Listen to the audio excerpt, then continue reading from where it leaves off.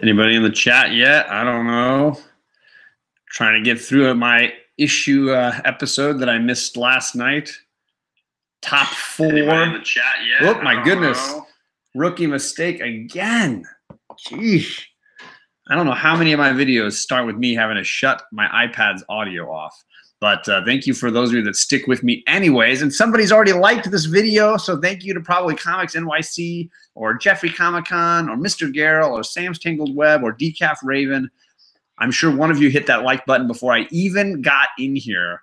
So thank you to that person who did that. I just hit it myself, so I got a second one. Kate wants to say hi. Hello. I am doing part 3 in my top 4 of the year video series. Sam liked it. Bueller liked it. Thanks, guys. You guys, are you guys, wait, are you in the same room in the same house? Just sitting side by side? I kind of imagine you always together, but that's just me. Like peanut butter and jelly. So this is a series of videos inspired by my interest in doing an end of the year kind of wrap up series of videos, but also because Tony Sanders had this kind of a couple of fun questions and tag videos that he wanted. And one of them was, what are your big top books that you got this year? And I did that video in part number 1. And then he also wanted to look ahead at what are the books you really want to get in 2019. And that'll be the last episode I do in this series, hopefully next Sunday. So I did it as a 4-part video series because 4 was the number of issues from my books of the year that I got. I made a wish list last year, and out of my 6, I got 4 of my 6 books, and I couldn't believe it. So I decided to make number 4 the sort of theme for this particular episode. I realized I forgot to do something, so I'm going to have to make sure I get that done here real quick. I did not write it down, so I'm going to have to do that here in a second. But everything is 4s in this series. You can look back. You can see the episode I did on the best storylines from the year that I loved. There were 4 great storylines that I really loved. My favorite 4 covers. I had 4 covers that I did from the year. So there's a lot of really, really great stuff that that sort of covers that time period from this last year. So I'm going to throw out a couple of shout outs to start this series off. Some people that have been really supportive of me and really been really kind to my channel. On Instagram, and I'm writing it down here, I've got Mr. and he's in the room, so I gotta respect the guy, or at least he was in a different chat. I saw him earlier. Mr. Bake the Snake on Instagram. This guy is awesome. He's super fun to chat with. He's super knowledgeable, and he has just a really, really cool set of books on his feed. A really cool guy that you can check out on Instagram, Bake the Snake. And if you have not checked in with him, he's just an awesome dude. Hey, and he is in the chat, Bake the Snake. Check him out on Instagram. He's just a really, really cool guy. Much love and respect to him for sure. And then the guy I was going to shout out on YouTube is also in here. That is Mr. Jeffrey Comic-Con. And Jeffrey is an awesome dude. He's starting to do some really cool live streams. He joined up with Just a Rican. That was, I think, a little over a week ago. So Mr. Jeffrey Comic-Con, sorry for my quick writing. Definitely sub up to Jeffrey. I think he's got almost the same amount of subs as me. The dude is really killing YouTube. He's a really cool guy. He's in the chat. You can click on him and join him up. He's just got, just like Bake the Snake, a really great attitude. He brings a lot of positivity and fun to the channel. He's always joining up with cool dudes. He was with Sam and Bueller a week ago, and they did a great show. So those are guys that when I see them doing stuff, Bake the Snake, Jeffrey Comic-Con on Instagram or YouTube, I definitely look in to see what those guys are doing. So they are part of my other 4. I'm going to have 4 YouTube channels and 4 Instagram, they're not called channels, accounts that you should definitely follow because they're really, really cool. And if you go to my previous videos, there's people that I've shouted out on those as well. So let's get to the books. This particular episode, I'm focusing on 4 issues, meaning standalone issues, not necessarily standalone in the sense that they don't connect to anything, but an issue all by itself that is just a really, really good story, a really, really, really well done front to back issue of a comic. I'm also going to give you 4 artists and writers that I really love. So I broke it into 2 writers and 2 artists, and the work that they did this year that I really, really appreciate, and what they brought to comics. So I'm going to start with one of my artists, and it's somebody that's not getting a lot of huge love because they're not a Art Germ, or they're not a Jim Lee. That is David Mack. And he's doing this series called Cover with Brian Michael Bendis. And I know that there's a few of you that are reading this. I know that in particular, Fire Guy Ryan is a big, big fan. And I just love David Mack. His stuff is very different. There's a lot of watercolor. He really breaks up the style, but I love what he does with frames. If you really look, you know, you have pieces done full color, you have pieces that look like they've just been started, and he blends this all together in a really unusual way.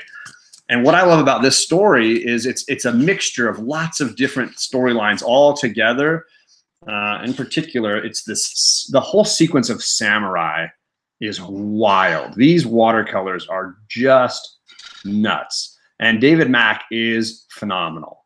He also did some of those Daredevils with Bendis. I know that Malieve gets most of the love, but there were some issues in there that Bendis did with Mack in that Daredevil run that I'm always talking about.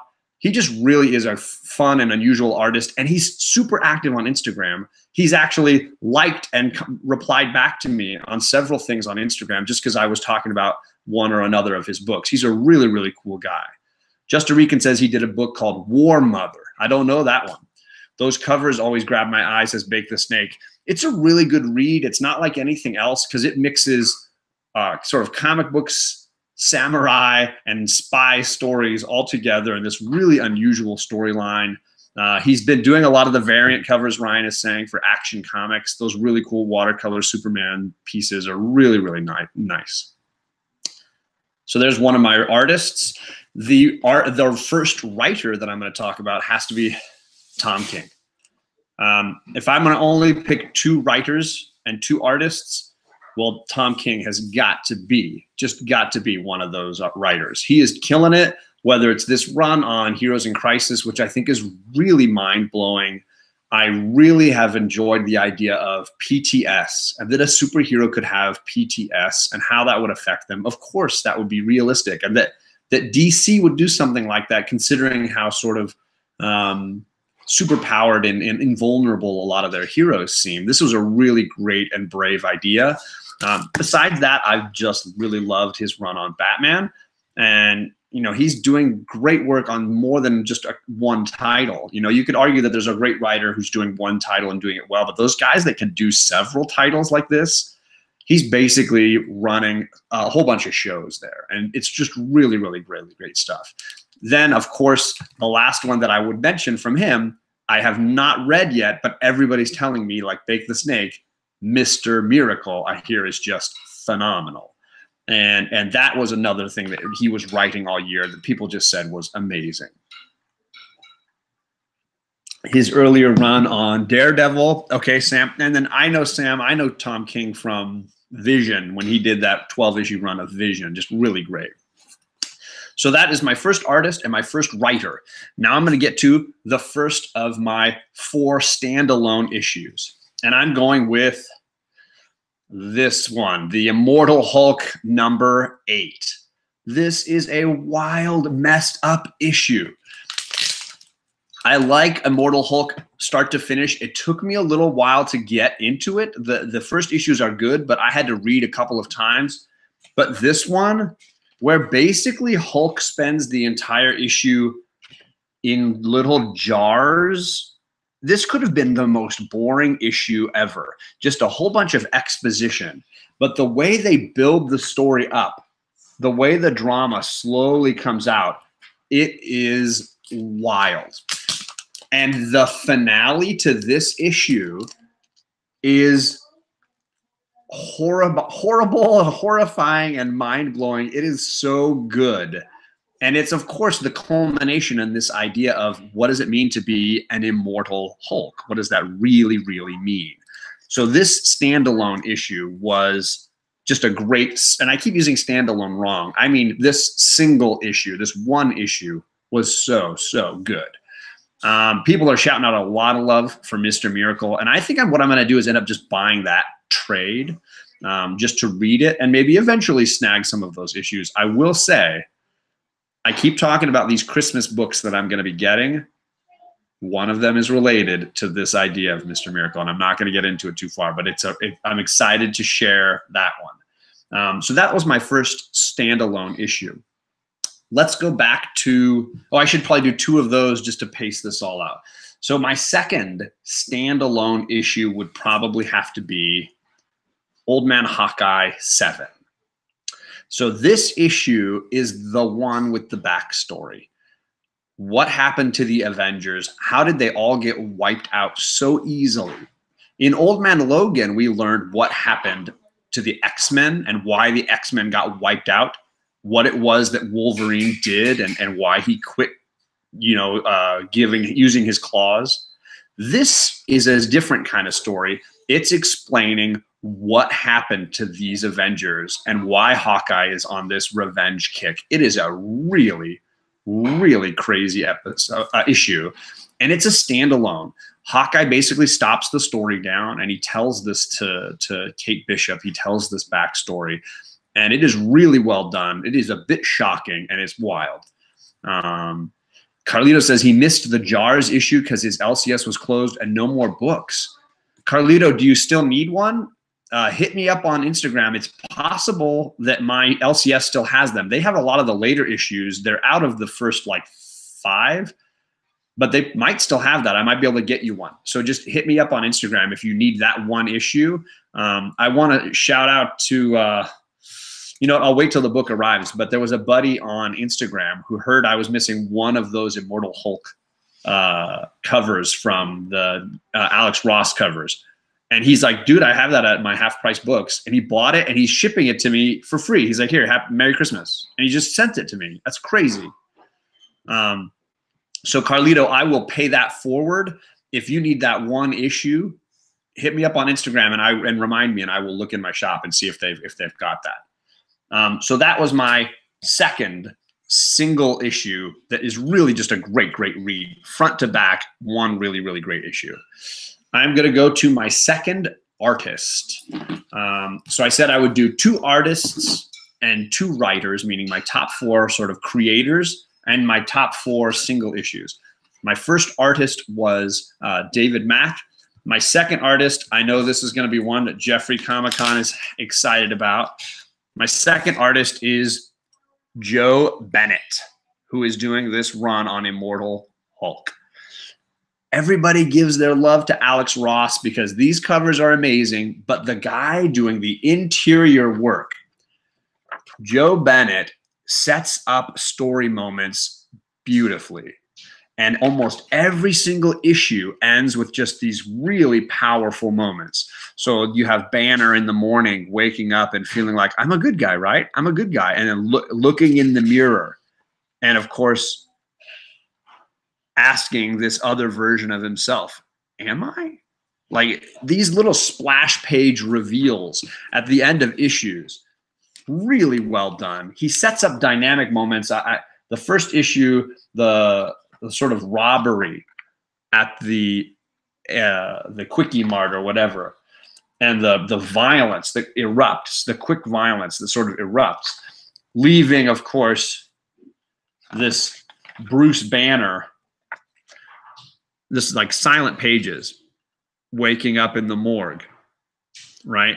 He just sets up tension and drama beautifully because it's basically like a horror story. And little by little, these moments of like these bad guys and we don't know who they are and what's going on. And then all of a sudden, those green hands come ripping through the side of the wall. He just really builds tension well. And I'm not as eloquent as some others when it comes to art. Alec really breaks down art really well, but for me, Joe Bennett, who I don't know from anything else, this guy is amazing. Let's see.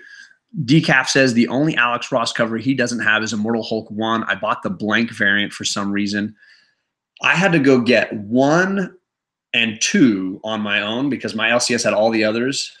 And then recently it was 4 was the only one I was missing, and somebody got it at half price books. So that was the only one I was missing. My shop thankfully had all the rest, and I got the last few of each one. And praise to Ross for doing great covers, but the interior work, Joe Bennett, he deserves just as much praise for doing a really good job with his art as well. Okay, so I've done 2 artists, 1 writer. I got to do my other. Let me save this writer for last, because it's actually connected to my next standalone issue, or I keep using that word wrong. I should say single issue. And my next single issue is Thanos number 17. And I got this variant copy. It's a Donny Cates sign, but I just love this Ghost Rider cover. And it's perfect because this is the issue dealing with the Dark Silver Surfer, who can now carry the hammer of Thor, battling down. He's fighting 2, not 1, but 2 versions of Thanos and the Cosmic Ghost Rider. And for me, it has several great moments, like this one. Cosmic Ghost Rider flying in, saying, "You forgot about me." And of course, the Silver Surfer saying, "I did not forget about you." This is just the greatest splash page. "I just don't care." And he just destroys Cosmic Ghost Rider in one crazy swing of the Thor's hammer of Mjolnir. Just an absolute cool moment. Just, to make a character as interesting as that Cosmic Ghost Rider, and then to just shatter him is just so cool. And then, of course, Hulk, old crazy Hulk bursting out. This issue has everything. Hulk even rages and charges in, but can't even face the power of the Silver Surfer. The Silver Surfer just grabs him by the neck and stops him. It is a great issue. This issue 17, honestly, I think it's the best in that whole run that Donny did. It's got the whole series has a great ending, but issue 17 for me is the pinnacle. It is an absolute roller coaster, front to back. One great single issue. If you've missed this one issue, like I see that Mr. Garrell has, just grab this trade. It covers issues 13 to 18. Plus, I think it's got the annual and stuff at the end. It is a great read. And you don't need any backstory. You just pick up that trade, issues 13 on. You're going to love it. It is phenomenal. So that issue 17, lights out. And that brings me to the last writer. If I was going to name 2 writers this year, it's Tom King and it's Donny Cates. Donny Cates is amazing. I mean, everybody's saying it. It's just a fact that he is doing so many books. You talk about Redneck, you talk about Venom, you talk about Ghost Rider, you talk about Thanos, you talk about this new Guardians he's got coming. The guy is lights out. Marvel Knights, which I'm enjoying. I know it's not everybody's loving it, but and I know Donnie's not writing all the issues, but for me, you can't name the best writers of 2018 without naming this guy. And that Thanos run and this Venom run, and I've got the next issue right here, which is a phenomenal read as well. And I love the silver sig on the black background. I was like, yes, do that. Please use the silver signature. Yes. It's just a really, really, really great read. And I'm not a Venom fan. I don't even like Venom. And I'm probably at some point just going to sell my lot of Venom, 1 through 12 or whatever, because some of them are signed and some are not. But it's like, as good as the story is, I'm not a Venom fan. I don't need to keep these forever. If somebody else wants them, I'm probably going to sell them at some point. But the reading is so good.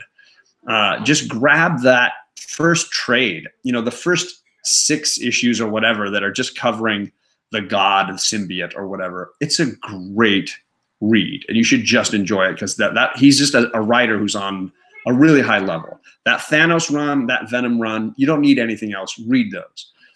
Jeffrey's saying he's got to go. He's doing a stream in a few. Bye, Jeffrey. I'm almost done. I'm on my last thing, and then I'm out of here. So you're not missing anything. My last book, my last single issue, and to finish out my top 4, is a book that Bueller's talked about a lot, and I don't know if he's still in the room, but this issue of Batman, issue 57, is so flippin' good.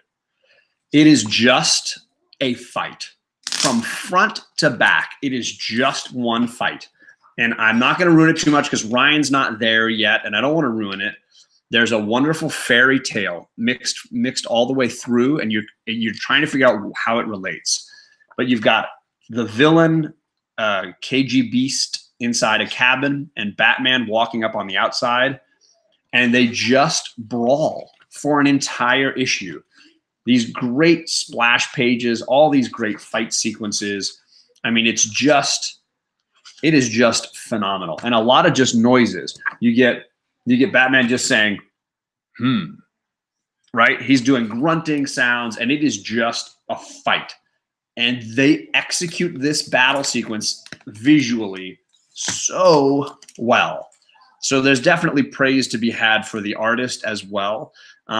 But as far as a single issue, it brings so many things to a head and then executes it so well with this fairy tale fable kind of all the way through. It is just so well done. And I can't say enough for the run in general. I am enjoying the run on Batman. But this one issue, you could read this one issue and not know why Batman's looking for him. It doesn't matter. This one issue is just the best fisticuffs battle. You'll just be blown away by it. So I'm sorry I've ignored the chat a little bit here. A lot of people saying they haven't read anything by Donny Cates, and I would say get that Thanos trade, which I think a lot of it might be on Marvel Unlimited now. You might be able to just read that his run on Thanos. Get on there, Ryan. Marvel Unlimited. You will blast through that in an evening. It's issues 13 through 18. You don't need any backstory. Just jump in at 13 and read through. You will flip. It is great. And then, give Venom a chance at some point. Is everybody, Ryan's saying he's in California? No. What is CA? I don't know what that's about. You're not in California. Oh, he started to type and then he messed up. Can't believe I didn't think of that. Yeah, enjoy that Donnie. He's really, really nailing it. Don't bring up Wolverine to Ryan. Yeah, Mr. Gale, I agree. Yeah, don't buy the issues or the trades. If you've got them on Marvel Unlimited, and you do, jump over there. And you should be able to read Thanos by now. I don't know if Venom will be on there yet. Maybe the first issue or two, because they've done 8, I think, or 9. So they might have the first couple on that one. Yeah, so those are the books for me. This is the highlight of my year, those particular issues, those single issues, and these writers and artists are really, really great. I don't want to take up more time. I know there's a bunch of people jumping on around 7 or 8. Thank you for stopping in. So many awesome people. I do like Marvel Unlimited, Comics NYC, but I still buy the books. I use it to read on some of the older stuff, like I'm reading through the Civil War, all the crossovers and stuff. So thanks to everybody. Please hit the like button, leave a comment if there's a book that I missed that you think I should mention. And then next week, I will do the last part of this. Ooh, 2 little announcements. Tomorrow night at 6:30, about this time, Ryan and I are teaming up for the first issue, or the first episode of a new series I'm trying to do called Top 5. And it's a countdown series where we name our top 5s. The chat can debate with us or talk with us, but it's not a contest. It's just I pick my top 5, he picks his, and we're doing our favorite villains across all of comics. So join us for that. We've got our comics. He's got his picked out. We were talking about it earlier. And then at the end, we'll do another top 5, a separate topic real quickly for the chat. Just a fun little activity. It's not going to be a weekly show. It's going to be one that we do kind of irregularly. It's on tomorrow night on my channel, 6:30 Pacific, 9:30 Eastern. So tomorrow night, join the chat, talk about your favorite villains, see if some of yours make our lists. He's a DC guy, so he's probably going to be heavy there. I'm a Marvel guy, might be more heavy on the Marvel side. We both have one indie villain. So it'll be exciting to see which indie villains make our lists, if we still have the same number when we get there. And then I have to give a bit of a sad announcement, or a bit of a bummer announcement. Wednesday night, there is no book club. And I'm the guy to blame. So if you want to throw some shade, you can throw some shade my way. I'm very sorry about that. I have to go to a Christmas party, and there's no way to move things around, and that's Wednesday night. There's just no way for me to be on. And thankfully, my co-host Alec was able to figure out a way to make it happen on Thursday with our guest Aaron. Yeah, sorry, Decaf Raven says boo. So we will be on Thursday night instead, doing the book club. Thursday for reading Middle West 2, like Comics NYC says. We will have Aaron from the Geek Street 101 crew, and our first female guest will be doing our first second issue, which we've never done, which is kind of a great, another great barrier we're breaking. And we're going to be on the wrong night, which is another great barrier we're breaking. So it'll be a whole lot of firsts for our second issue. This will be again, on Thursday night, same time, 8 o'clock Pacific. We'll be breaking down Middle West 2. So if you can still make it, great. If not, just catch the replay, and I'm sorry about that. And we will see how we do with Christmas. The 26th is when our next Wednesday will be. We'll see how we make all that kind of happen. So thank you for the support. I'm sorry for the swap, and hopefully I'll see some of you on Tuesday and some of you on Thursday night. Thanks, everybody, and have a good evening.